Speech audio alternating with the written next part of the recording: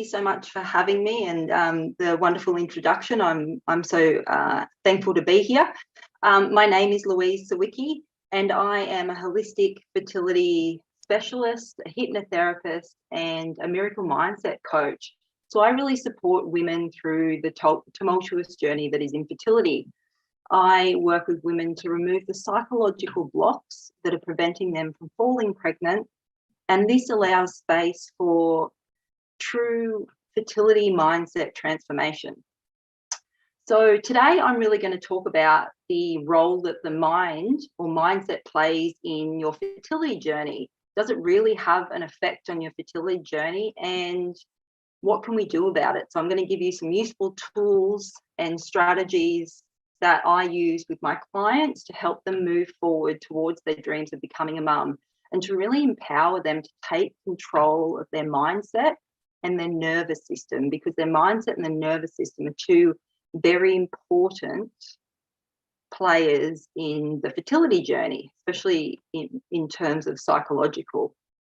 So I'm going to chat about that. I'm going to just give you a bit of a brief overview of me and my journey to birthing 3 children, I guess, in a business, and then I'm going to chat all about mindset. So as I said, my name is Louise, but most of my friends and everyone I talk to know me as Lou, so you can call me Lou.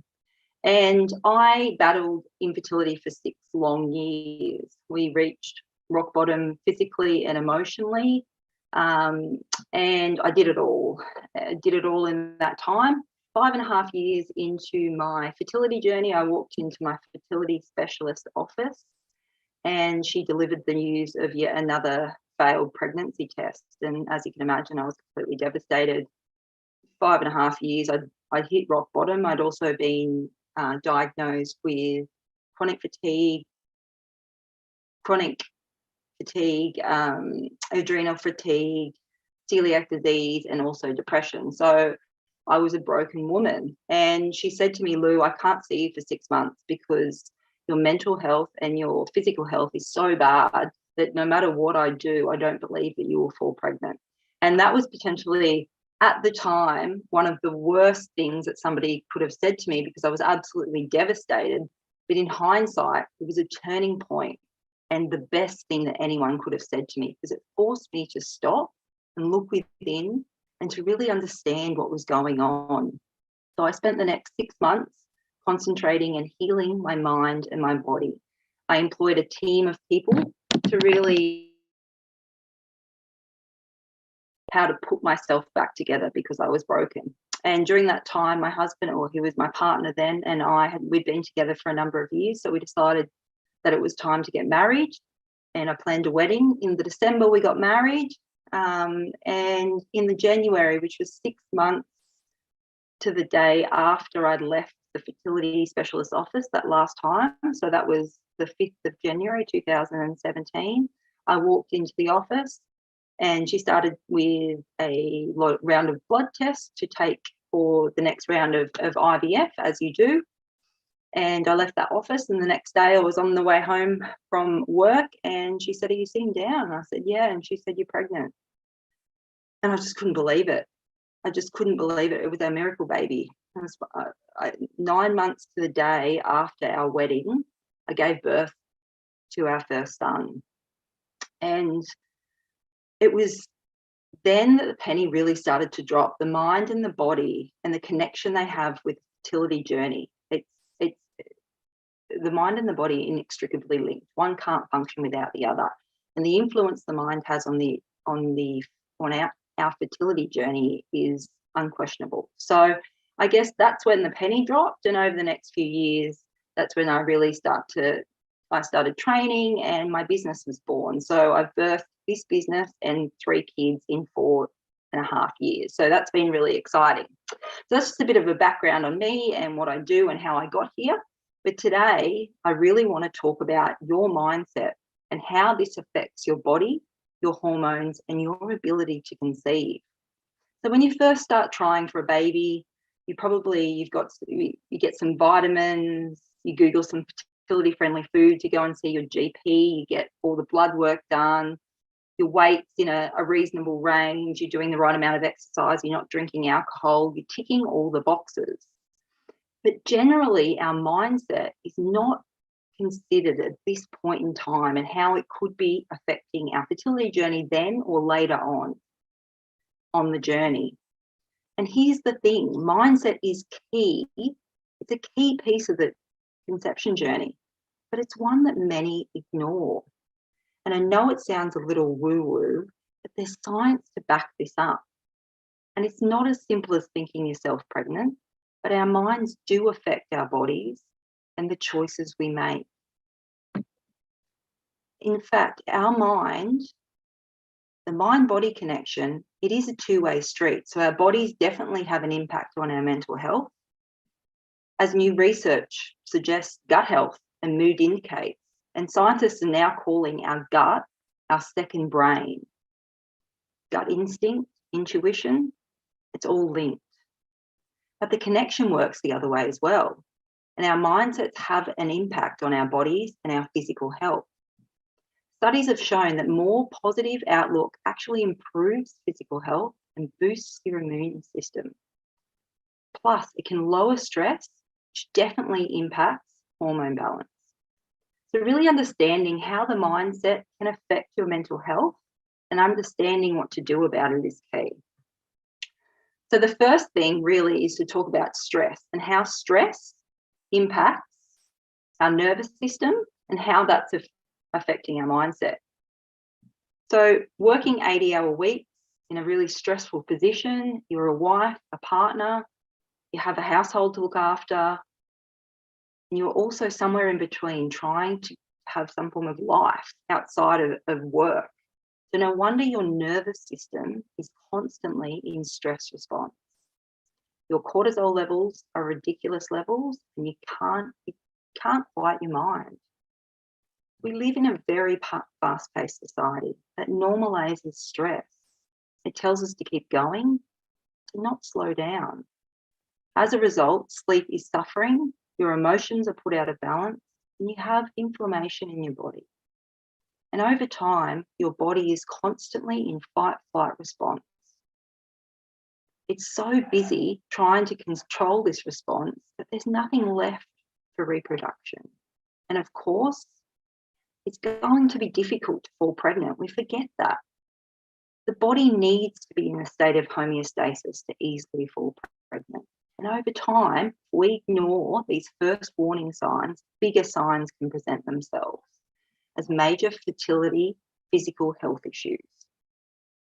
And the thing is, when we're in constant fight-flight, our stress levels are through the roof, cortisol levels are ridiculous, and we lose our ability to reason with ourselves and our ability to control our mindset. So that is why learning to control your nervous system, your stress levels is so important to then learning to control your mindset and empowering you to move forward on your fertility journey. So what do you do? So this is fine to say all this, but what do we do then to regulate our nervous system?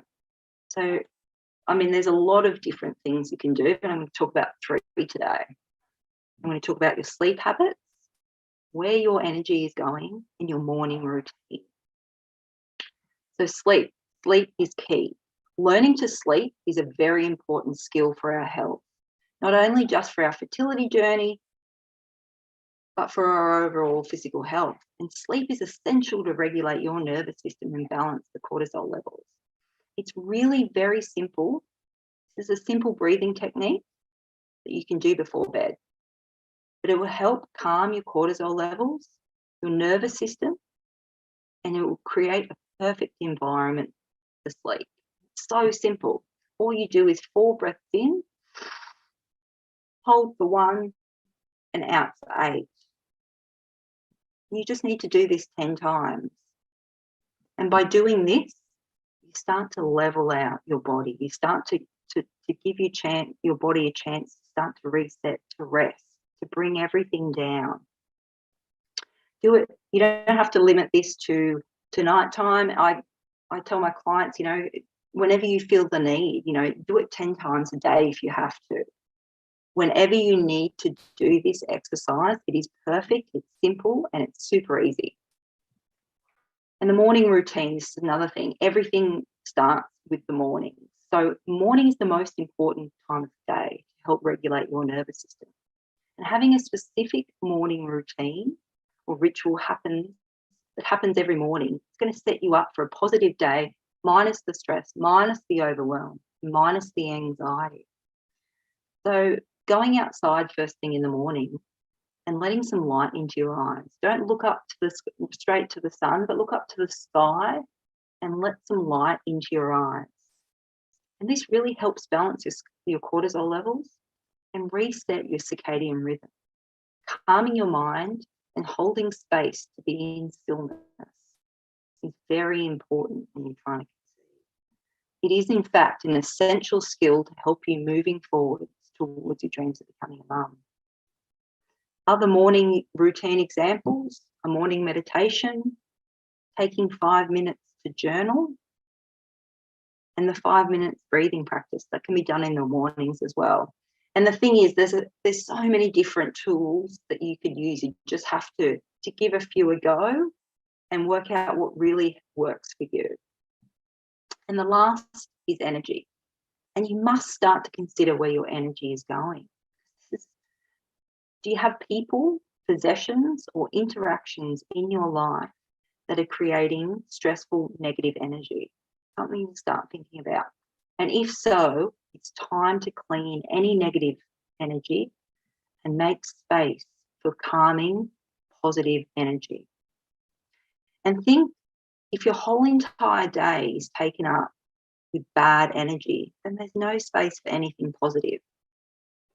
This is spiking, when we're doing this is spiking our stress hormones, and your nervous system is on high alert the whole time. So it's not great, obviously, if you're trying to have a baby. And examples where you can start to clean up negative energy, you can create a calming, peaceful bedroom space. No work, no photos, but don't create a positive impact. If there's something in your bedroom that's not creating a positive impact, it needs to go, because we spend 50% of our time in our bedroom. So this is a really important place to start.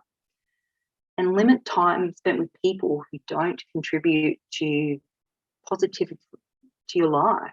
Like, have a think, are there people that are really sucking your energy? And if so, it's time to think about maybe how you manage your interactions with them.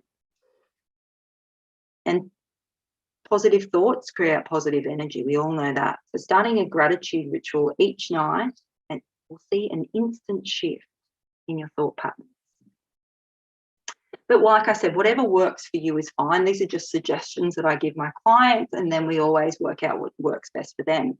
But by consciously creating time to be still, tune into your body and what it needs, you will notice the signs your body is giving you. This is crucial to moving you forward on your fertility journey. And when you start to tune in and hold space, you notice the signs earlier, don't you? And what you need to do within to keep you moving forward. It's really important to stop and hold space for your body and really tune in, start to listen to what it needs. So now we're understanding how to regulate our nervous system. We can look at the tools to transform our mindset.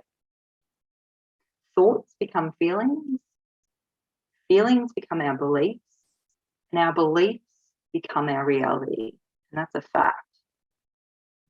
So everything starts off in the mind as a little thought, and over time magnifies to our feelings, and our feelings become our belief system, and our belief system over time becomes our reality. It becomes part of who we are, becomes part of our gut and our nervous system.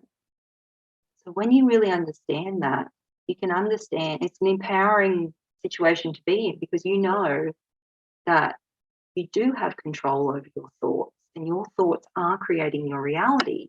So this empowers you to be able to take control of your life and your fertility journey. Now, I give my clients, there's 3 tools to transform our mindset that I use. There's obviously many more, but I'm going to talk about these 3 today. And really, number 1 is understanding our thoughts so we can start to reframe them. And so with this in mind, we need to be consciously become aware of our thoughts. Are they negative or are they positive? For an example of someone who has been on their fertility journey for a long time, my body is broken. I'm never going to become a mum. I won't be able to carry a baby to full term. I failed my body. My body's failed me. I failed my partner. So these are common thoughts that pretty much every woman who's on her fertility journey will feel. So if you start to say this over and over to yourself, incantate this into your brain, your nervous system, and your gut. And over time, your brain has no other option to believe you. That's how we're wired.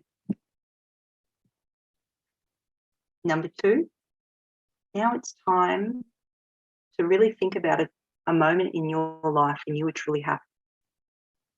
Because we're unable to think a negative and a positive at the same time. We get to make the choice. So with that in mind, why would you think negative when you can start to really understand that you make the positive choice?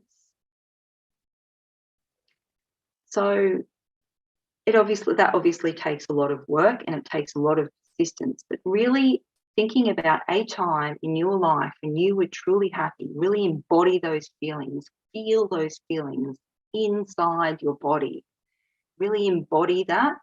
And then when you start to go down a really negative trail, starts to think something, you get on that negative tangent, you can feel yourself spiraling out of control in the negative space.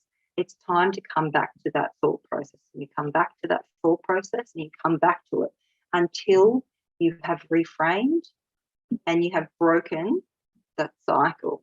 And it takes a lot of practice, of course, but over time it becomes second nature and it becomes super easy. So that's what I practice with a lot of my clients. And it's really, really helpful, and they can use this tool at home. And it really starts to, once you understand that you have the choice, and that's so empowering because you are in the driver's seat there.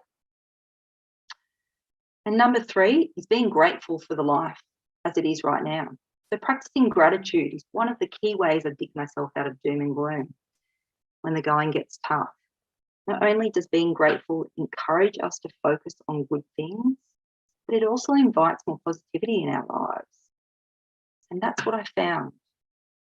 Focusing energy into really thinking or writing down what you're grateful for will stir up some really warm, fuzzy feelings. When you're feeling really low, it changes your state in an instant. So it's easy to give huge amounts of focus to what we don't have. We don't have that little bundle of joy. And of course, it's hard not to focus on that hole in our lives. That's why I make conscious effort to throw tons of energy into really positive things in my life and give that direction to my clients as well. What are you grateful for? And what do you feel so thankful for in your life? Concentrating on all the good and not focusing on what you don't have is so important. And all of these tools will empower you to gain control of your mindset. And over time, it's not an extensive list by any means, but it's just a couple of examples which can be done. And over time, it's amazing how quickly you can start to see progress. You can start to see yourself moving forward towards your dreams of becoming a mum. So in conclusion, your mindset can affect your body, your hormones, and your ability to conceive. I think we all know that. And today I chatted about how your mind is affecting your fertility journey and gave you some really helpful tools and strategies to learn to start to control your nervous system, which will allow space for fertility mindset transformation and true mind, body, soul healing. By holding space to stop, to look within, to listen to the signs your body is telling you, you will gain a true understanding of what steps you personally need to take to heal your mind and your body. Once you start to tune into that gut feeling or your intuition, you will then instinctively know what to do. So it is so important to understand when we first start trying to conceive, and this is something that I'm super passionate about. This is the time to do a mental health check-in, as well as a physical health checkup. It's just as important. Waiting until we hit rock bottom, or we're 6 years into our fertility journey, is so much harder. That is an education piece that I am so passionate about delivering. Do a mental health check-in when you first start trying to conceive, not waiting till you hit rock bottom. So thank you so much for listening, and I really hope you gained some value out of what I had to say, and I'm really excited to be here and to listen and to learn, and thank you very much.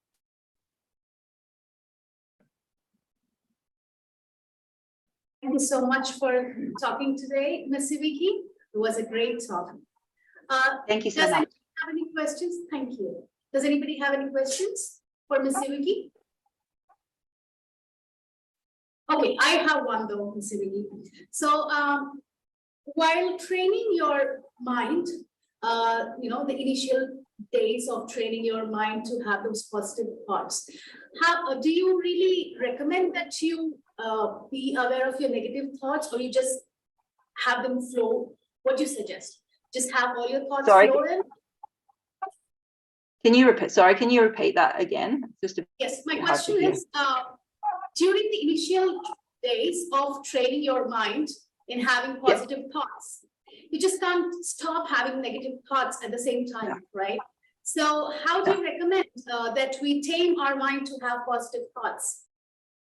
I guess it's really about, it's like with anything. I always use the gym analogy. When we first go to the gym, we start training, it's really difficult. We're not as good as everyone else. We're really intimidated. We start slow, don't we? So, and then you just work up, you see your fitness increasing, you start to gain more confidence, you gain more traction, it becomes more enjoyable, and you see the results. And it's a little bit like training your mind, because your mind is, a muscle in some ways. It is hard. It is. So we start off slow. So we start off with really simple techniques. That's why I say, let's look at really understanding how to control your nervous system, because you can't, all of my clients, their nervous system is ridiculous. Stress levels are through the roof, cortisol levels are through the roof.